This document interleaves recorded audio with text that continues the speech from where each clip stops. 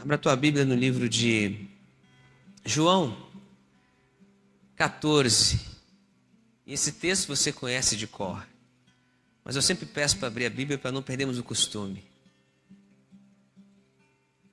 João 14, 6, que é um texto que nós usamos muito para falar sobre a pessoa de Cristo e do que Ele é, da realidade do que Ele representa para nós. João 14, no verso 6, está escrito assim: Disse-lhes Jesus, ou disse-lhe, eu sou o caminho e a verdade e a vida. Ninguém vem ao Pai senão por mim. Amém? Podemos nos assentar.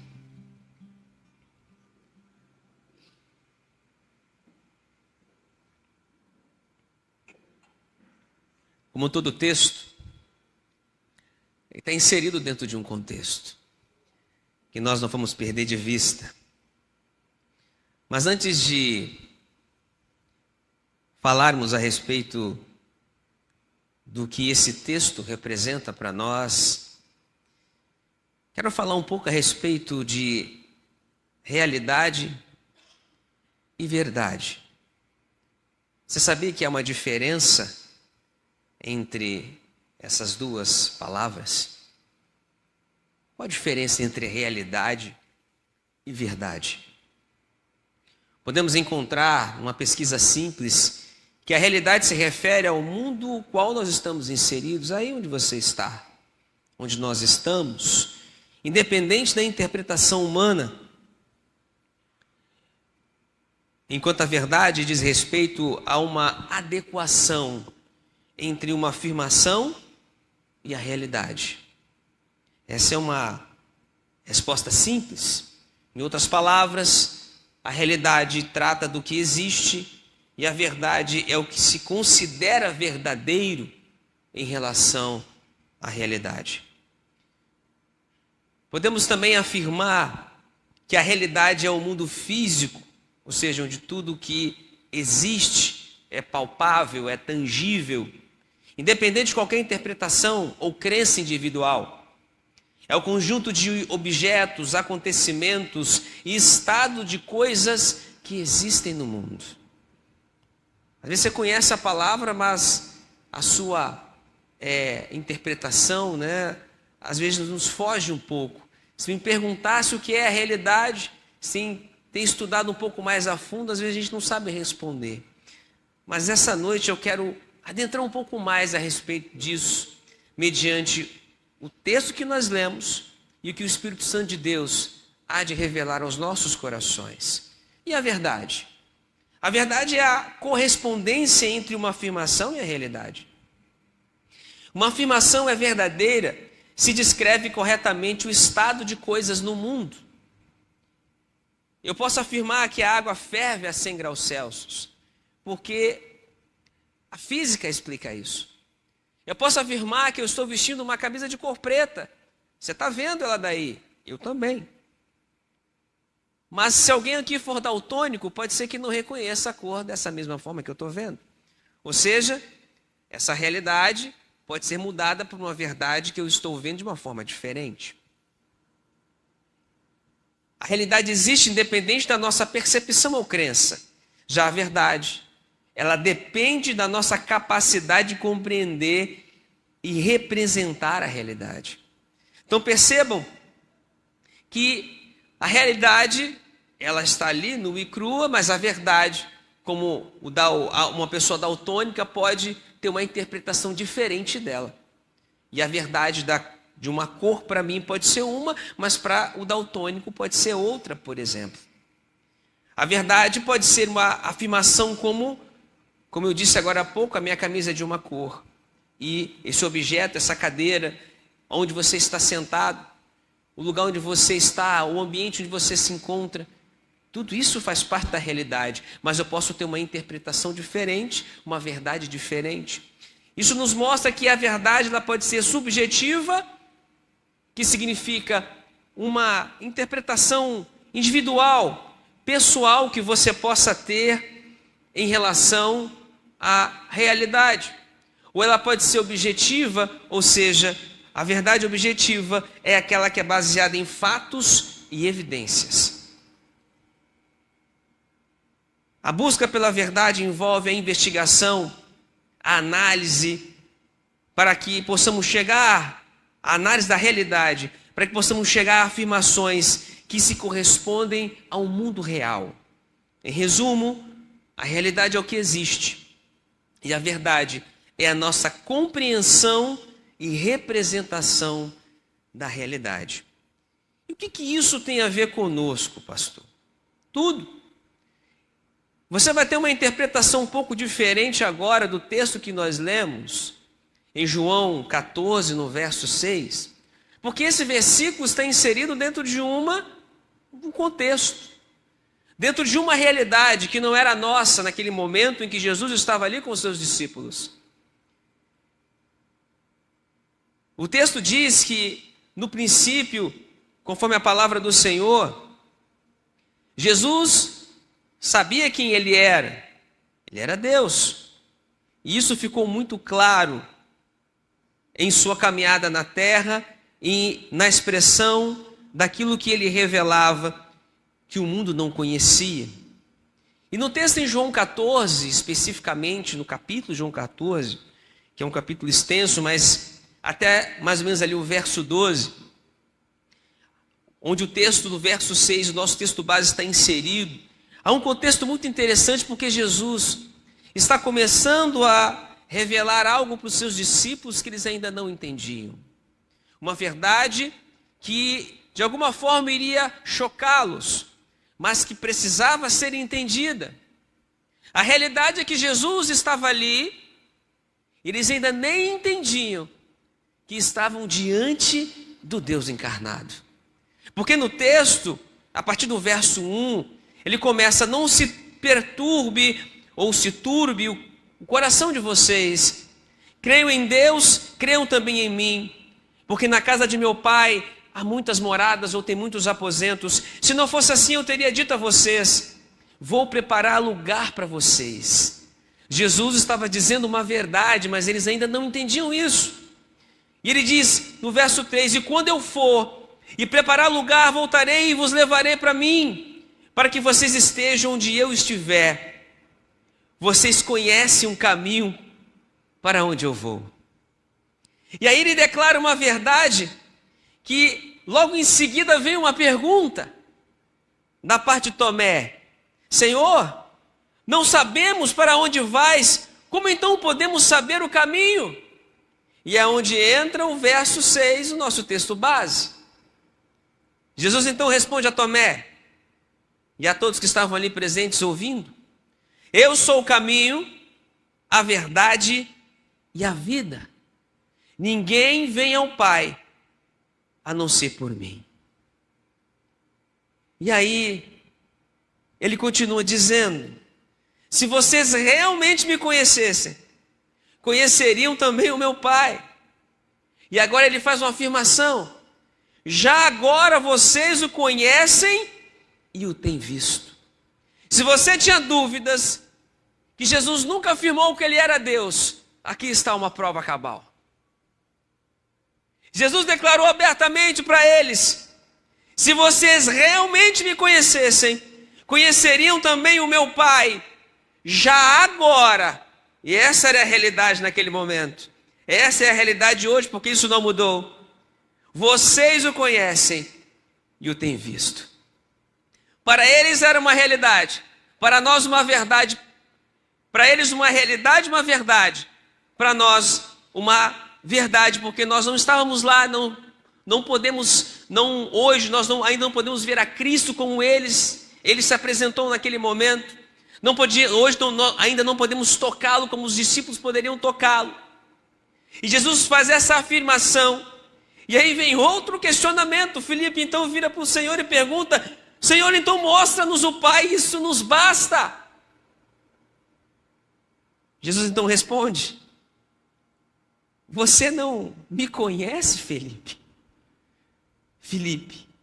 Mesmo depois de eu ter estado com vocês durante tanto tempo, Quem me vê, vê o Pai. Como você pode dizer, mostra-nos o Pai? Você consegue entender a profundidade dessa revelação, dessa verdade de Cristo agora diante dos seus discípulos? Depois de praticamente 3 anos andando juntos, eles ainda não conseguiam ver que o Deus encarnado estava ali diante deles. E aí eu pergunto para vocês, que eu também me fiz essa pergunta e faço algumas vezes, será que nós também não nos indagamos algumas vezes, quando passamos por momentos de adversidade, dificuldade, se essa é uma realidade também para nós? Será que Jesus veio mesmo? Será que em Deus encarnou de verdade? Porque às vezes as nossas lutas, a nossa realidade é tão dura, que a nossa percepção da verdade é questionada, porque envolve sentimento. Por isso que Jesus, quando afirmou, eu sou o caminho para Tomé, eu sou a verdade e a vida, ele estava dizendo algo que ninguém na face desta terra poderia dizer. Porque de fato essa é uma realidade irrefutável.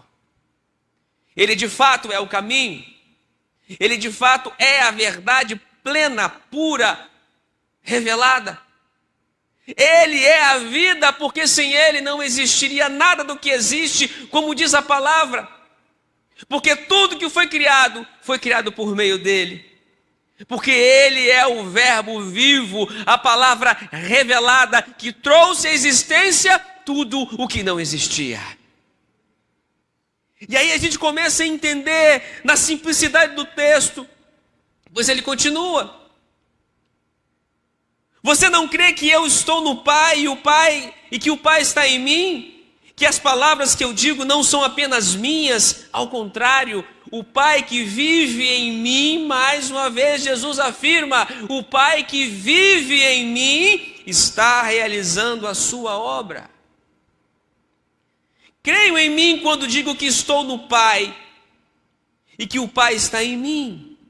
Ou pelo menos creiam por causa das mesmas obras. Percebam, como eu disse aqui, a respeito da realidade. A realidade é o que existe. E a verdade é a nossa compreensão da representação da realidade. Jesus estava dizendo, vocês não estão vendo os milagres?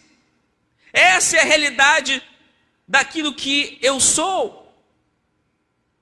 Porque a verdade que eu revelo mostra que eu e o Pai somos um. Mas se você não crê porque eu estou falando, creia pelo menos por aquilo que vocês têm visto. Eles viram cegos enxergarem, coxos sendo curados, mudos falarem, surdos ouvirem, pessoas possessas por demônios serem libertas. João declara em seu livro, né? João declara no seu evangelho, no evangelho de João, que Jesus fez muitos milagres que não foram escritos, e não haveria livros suficientes para escrever as coisas que Jesus fez e que não foram contadas. Mas o que foi contado é suficiente para nós entendermos, para crermos nessa verdade e tornar essa verdade em uma realidade para nós. E aí ele continua dizendo no verso 12, e isso nos confronta diretamente, porque ele diz, digo a verdade, aquele que crê em mim, também fará as obras que tenho realizado, e fará coisas ainda maiores do que estas, porque eu estou indo para o Pai, eu vou para o meu Pai, e eu farei o que vocês pedirem em meu nome, para que o Pai seja glorificado no Filho. O que vocês pedirem em meu nome, eu farei. E aí? Eu não sei se você entendeu daí, como o Senhor me falou neste dia, na minha devocional, foi uma palavra que Deus me entregou pela manhã, a respeito dessa condição. Ele disse para nós, que a nossa realidade seria como a que ele estava vivendo naqueles dias. que nós faríamos coisas maiores do que ele fez, porque tudo que pedíssemos a ele, ao Pai, em nome dele, ele faria. E agora você se depara com as suas circunstâncias, com os seus problemas, e olha para eles e parece uma parede intransponível, um muro, um gigante que não dá para vencer. Mas Jesus está dizendo para nós que você pode mudar essa realidade, que você pode transformar essa realidade pela verdade que você agora entendeu pelas Escrituras. Porque nós entendemos que, como Paulo fala em Romanos 10:17, que a fé é pelo ouvir e ouvir pela palavra de Deus. A fé, ela tem um poder de transformar situações, circunstâncias. Aquilo que porventura parecia impossível, agora é possível. E por quê? Porque você olhou para aquela realidade, mas você a reinterpretou pela verdade de Cristo. Porque Ele é a verdade. E é essa verdade que você precisa ver. É através dos olhos da fé, dos olhos de Jesus, que você precisa reinterpretar a verdade que você está vivendo, a realidade que você está vivendo hoje. Para que você possa mudar o quadro. Às vezes nós pensamos, por que aqueles homens viveram coisas tão extraordinárias? Por que eu não vivo as mesmas coisas? É simples. É pelo poder da fé. Ou você acha que não tem capacidade, pela palavra de Deus, de mudar a realidade que você está vivendo hoje? A não ser que Deus não queira. Aí é outra história. Mas se a sua fé for suficiente para mover a mão de Deus, a Bíblia diz que nada nos será impossível. Então, queridos, para exemplificarmos essa comparação, eu quero usar com vocês aqui duas histórias que vocês conhecem, já ouviram diversas vezes, mas quando eu li elas novamente hoje, eu falei, Jesus, isso é tremendo. Porque essa verdade pode mudar hoje a sua realidade, como eu desejo que a minha, mediante circunstâncias que eu vivo, também sejam mudadas. Talvez não sejam os mesmos problemas, as mesmas lutas, mas não importa. O que importa aqui é que essa verdade sendo declarada, sendo conhecida, sendo vivida, algo de extraordinário pode acontecer na sua vida, como aconteceram na vida dessas pessoas, nessas duas histórias.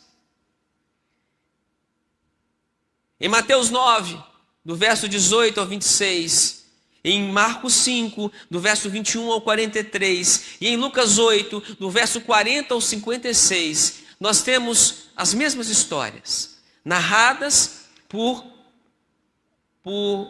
três pessoas diferentes, com pontos de vista diferentes, mas é a mesma história. A realidade desses três homens, Mateus, Marcos e Lucas, era diferente. Mas a verdade tinha uma perspectiva. Porque ali se envolvia algo que está além do nosso entendimento. Não era só um sentimento, mas era algo que estava ligado a um fato, que está sendo narrado e vai ser narrado aqui, que aconteceu. Em Mateus 9, Marcos 5, Lucas 8, nós temos as histórias da ressurreição da filha de Jairo e da cura da mulher hemorrágica. Todo mundo conhece essas duas histórias. Mas o mais interessante é como você vai enxergá-la agora usando João 14:6. Porque o texto aqui, e das três narrativas, Mateus é o que menos fala. O texto só tem 8 versículos, do verso 18 ao verso 26. O que mais fala é Marcos, que vai do verso 21 ao 43, ou seja, 22 versículos. E Lucas vem logo depois. Na verdade, Lucas é o que mais fala.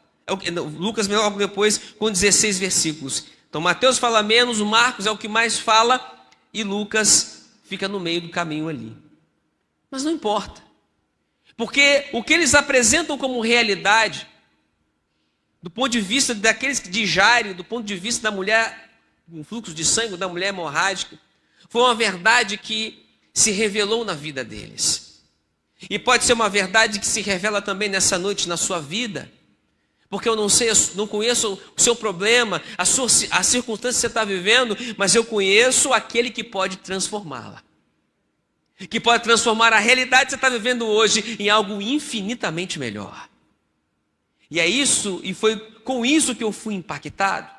Porque quando começamos a ler o texto, eu vou pegar aqui o texto em Marcos, porque Jesus estava voltando de barco para a outra margem, e Lucas também fala a mesma coisa, e uma grande multidão se reuniu ao redor do Senhor, enquanto ele esperava à beira do mar.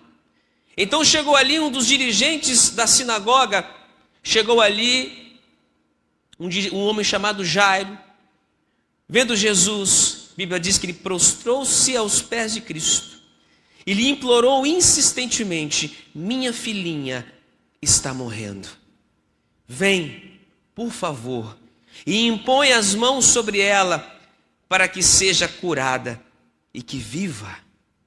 A mesma coisa, resumidamente, falou Mateus, a mesma coisa, um pouco mais abrangente, falou Lucas, no Evangelho de Lucas.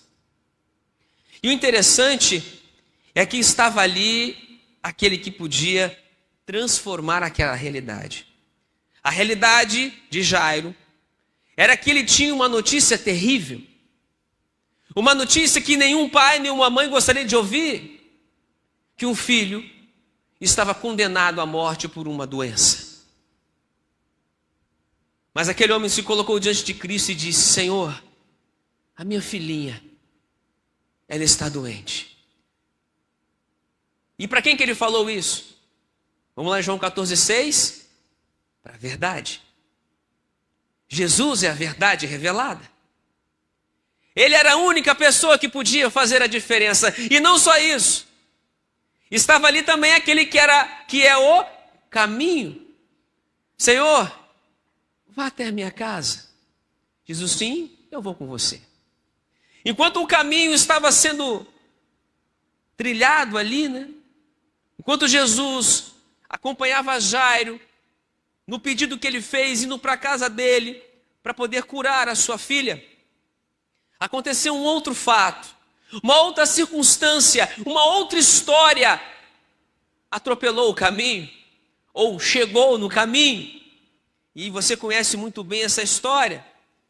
A Bíblia diz que uma grande multidão seguia e comprimia Jesus, e olha só, estava ali uma certa mulher, que havia 12 anos, vinha sofrendo de hemorragia.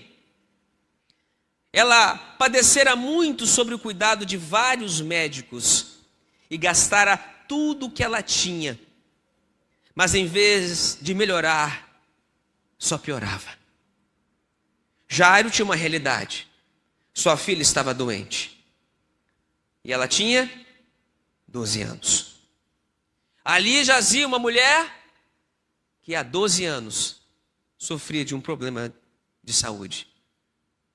O número 12 não aparece por acaso ou de qualquer jeito. Tudo tem uma explicação quando se trata da palavra de Deus. Porque o número 12 na Bíblia está frequentemente associado à perfeição divina. E quem estava ali? O caminho, a verdade e a vida.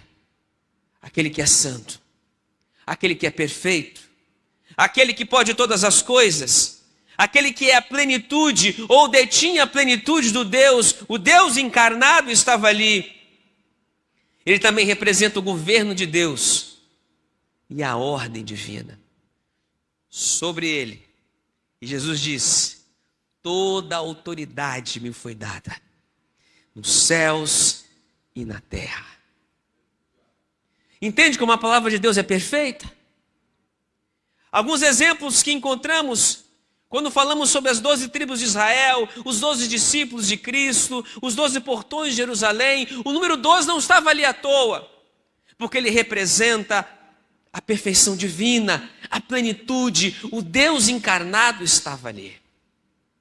E aquela mulher encontra Jesus. E quando nós analisamos a história dela, sabemos que pela lei, uma mulher que quando estava no seu período menstrual, ela não podia estar no meio das pessoas, ela tinha que se isolar até passar o seu período, depois passar por um processo de purificação e aí voltava. Aquela mulher tinha 12 anos que seu fluxo não cessava. E ela gastou tudo o que ela tinha. Não foi só dinheiro, queridos. Sua esperança não tinha mais. Sua fé poderia ter ido embora também. Suas forças físicas, idem. Você imaginou sangrar durante 12 anos? Já pararam para pensar nisso? E ainda tinha um outro problema. Ela estava privada da convivência dos seus entes queridos, porque ela não podia chegar perto, mediante a lei, das pessoas que ela amava e das pessoas que amavam ela. Mas naquele dia, a Bíblia diz aqui que ela ouviu falar de Jesus. O que é que ela fez? Assim como o Jairo, que era segundo a palavra de Deus, a Bíblia diz que Jairo era um dirigente da sinagoga, era alguém importante na sinagoga. Aquela mulher, ela ouviu falar de Jesus, com medo, debilitada, fraca, sabe, com suas forças emocionais, suas forças físicas no limite. Ela resolve ir até o Senhor. E o risco que ela corria, pastor? Todos. Ela poderia cair no meio do caminho sem forças. Ela poderia ser descoberta e ali, porventura, poderia ser lançada fora. Não sei se apedrejada, se era o caso. Mas ela tinha tudo contra. E além de tudo isso, ela está fraca, correu o risco de ser descoberta. Havia uma multidão em volta de Jesus. As circunstâncias que ela estava também eram muito ruins, não é verdade? Talvez eu e você estejamos vivendo algo parecido em outra realidade. Mas essa era a realidade da mulher do fluxo de sangue, nós não sabemos o nome dela, e de Jairo, cuja filha estava à beira da morte. Naquele momento o texto diz que ela pensou no seu coração, né? Se ela tocasse na orla do manto de Jesus, ela poderia ser curada. Foi um desejo do coração dela. Aquilo para ela era uma verdade, ainda não uma realidade. Porque ela estava sangrando, fraca, debilitada e correndo risco de vida. Mas a Bíblia diz que quando ela toca, imediatamente cessou a sua hemorragia. Foi na hora. Deus não espera uma semana, um mês. Quando a sua fé é suficiente, coisas extraordinárias acontecem. E ela sentiu em seu corpo que estava livre do seu sofrimento. Porque estava ali, conforme declara o Senhor, aquele que veio para trazer cura, aquele que veio para trazer liberdade aos cativos, aquele que veio para transformar vidas. Estava ali a verdade revelada, Jesus estava ali. Mas o que mais me impressionou foi porque ela não tocou em Jesus. Ela tocou na orla do manto de Jesus. E imediatamente, segundo o texto, naquele instante, Jesus percebeu que dele havia saído virtude, ou em algumas traduções poder. Ele virou-se para a multidão e pergunta: quem me tocou? Quem tocou no meu manto? Na versão aqui em Marcos, os discípulos não souberam, mas em Lucas aponta que Pedro questiona: mestre, a multidão se aglomera e te comprime. Mas Jesus disse: alguém tocou em mim e eu sei que de mim saiu poder. Você consegue entender o poder desse toque, né? a profundidade desse toque. Se eu tocar aí na sua blusa, você sente? Com certeza não. Imagine várias pessoas te espremendo e ali alguém toca na orla da sua roupa e você, alguém me tocou. Porque esse toque não foi apenas na orla da veste de Cristo, aquele toque tocou o coração do Senhor. Foi a fé daquela mulher que tocou o coração de Deus. Claro que isso é uma metáfora. Eu quero dizer o quanto a nossa fé tem o poder de transformar circunstâncias, transformar realidades que nós estamos vivendo hoje. Naquele exato momento, no caminho para a casa de Jairo, Jesus tinha outra coisa para fazer, era um outro propósito, mas no meio do caminho, uma mulher, uma simples mulher, mudou o quadro da sua vida. E a Bíblia diz que Jesus continuou olhando ao seu redor para ver se alguém tinha feito aquilo. Então a mulher, sabendo o que tinha acontecido, aproximando-se com medo, contou toda a verdade a Jesus. Prostrou-se aos pés do Senhor e disse a verdade a ele. Então ele disse para ela: filha, a tua fé te curou. Vá em paz e fique livre do seu sofrimento. Então, queridos, se coloque na posição daquela mulher. Não há circunstância que não possa ser mudada, se a sua fé for suficiente para transformar, pela verdade que é Cristo, a realidade que você está vivendo hoje. Mas não acaba aí. Quando Jesus ainda estava falando, chegaram algumas pessoas da casa de Jairo, o dirigente da sinagoga, e falam algo que nenhum de nós gostaria de ouvir. Quando ele chegou lá, ele disse: Senhor, a minha filha está morrendo. Jesus, então, vamos para lá. Mas nesse momento, depois desse milagre, a Bíblia diz que alguém chegou para eles e disse: olha, Jairo, não precisa incomodar mais o mestre. Sua filha está morta. Que balde de água fria, não é verdade?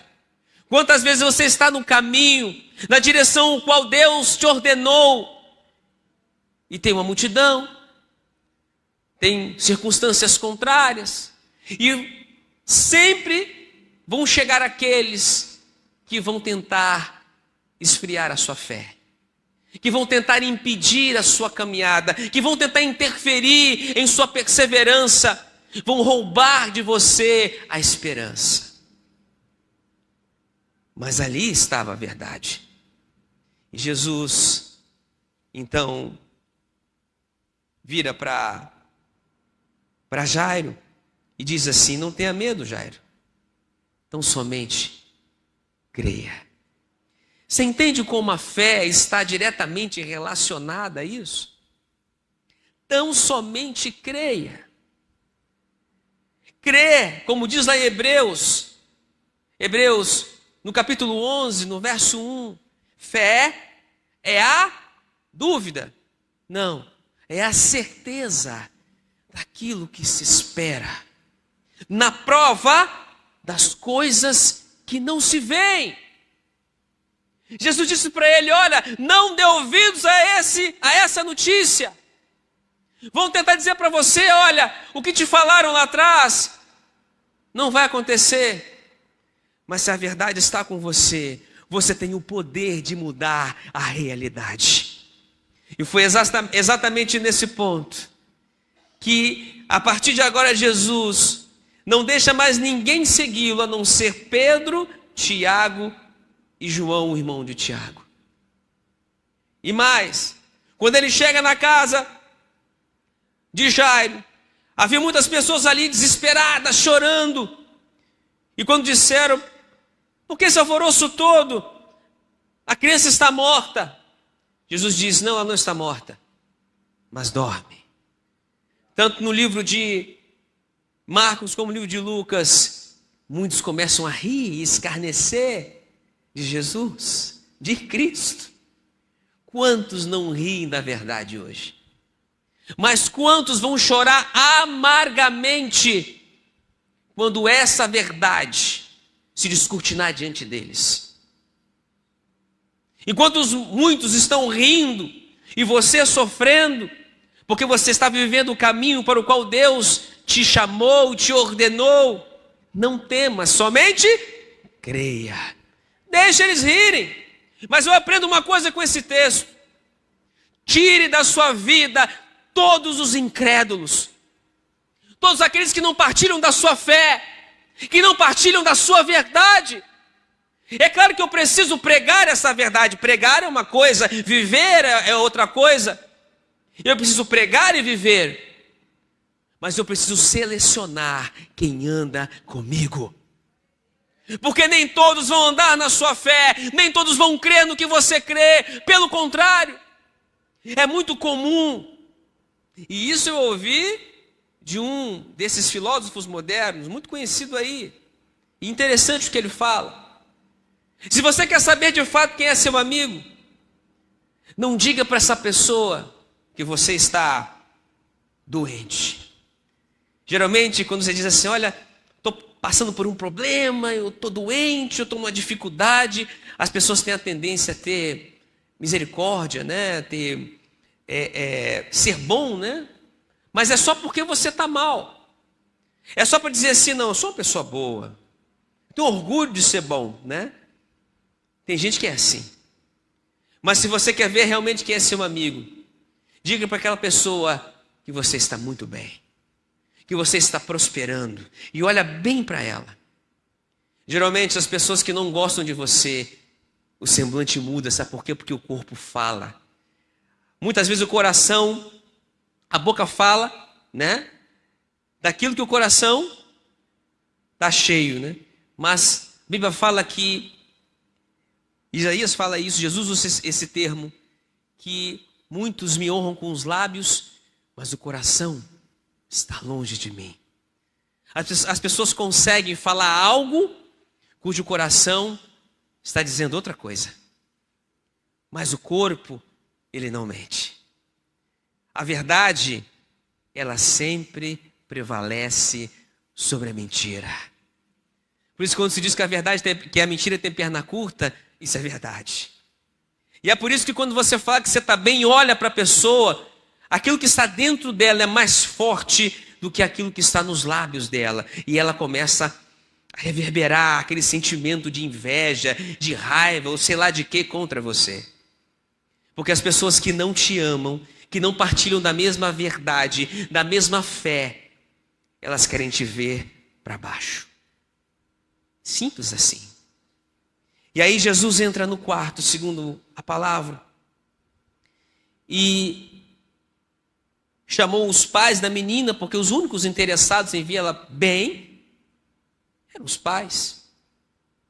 E ali estavam com ele Pedro, Tiago, João, aqueles a quem Jesus mantinha sempre perto. E segundo o texto, ele toca na menina, pega ela pela mão e declara para ela, Talita cumi, que significa, menina, eu te ordeno, levante-se. O texto diz que imediatamente a menina que tinha 12 anos de idade, aí o texto de novo, ele fala aqui, 12 anos de idade, porque ali estava aquele que é perfeito, levantou-se e começou a andar. Isso os deixou atônitos. E aí, quando nós voltamos para o início, para o nosso texto base, João 14, 6, se cumpre exatamente em Cristo tudo que ele falou a respeito dele mesmo. A realidade se tornou verdade dentro da perspectiva bíblica e eterna. Eu sou o caminho, a verdade, e agora ele confirma, eu também sou a vida.